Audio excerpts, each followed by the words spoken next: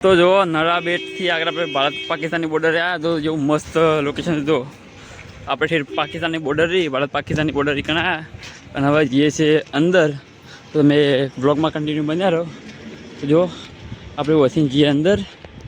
તો જો પાકિસ્તાન 250 મીટર છે બોર્ડર તો જો આ કારોબાર જોઈએ આગળ અને આપણે જઈએ છીએ ભારત પાકિસ્તાનની બોર્ડર જોવા તો તમે બ્લોગમાં કન્ટિન્યુ બના રહેજો પેલા સુભાષને ફોટા પાડી શૈલેષ તો 0 પોઈન્ટ તો જો આ બંકરમાં ફોટા પાડવાનું છે મસ્ત તો અરે આ ફિલ્મમાં પાકિસ્તાન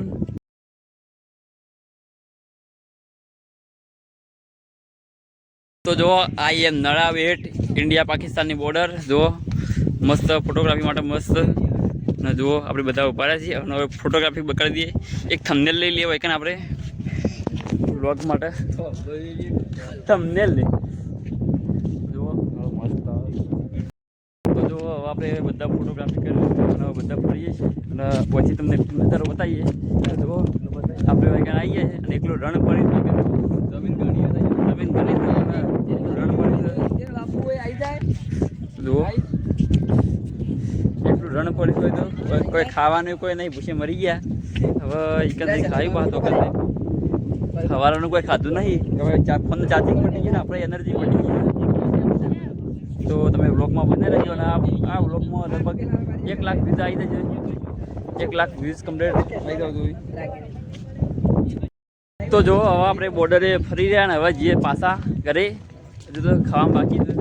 શરીરની એનર્જી બધામાં પટી ગઈ છે સવારના બધા પૂછ્યા છે બેટરી લો થઈ ગઈ અને ફોનની બેટરી પટી ગઈ છે ગાઈસ માહોલ ગરમ હતો પણ હવે બેટરી લોના કારણે ઠરી ગયો છે માહોલ ગરમ ઓછો જો ટાઢો જોતો હોય અમે હવે મળ્યું બધા પેટ પૂજા કરી લઈએ થોડી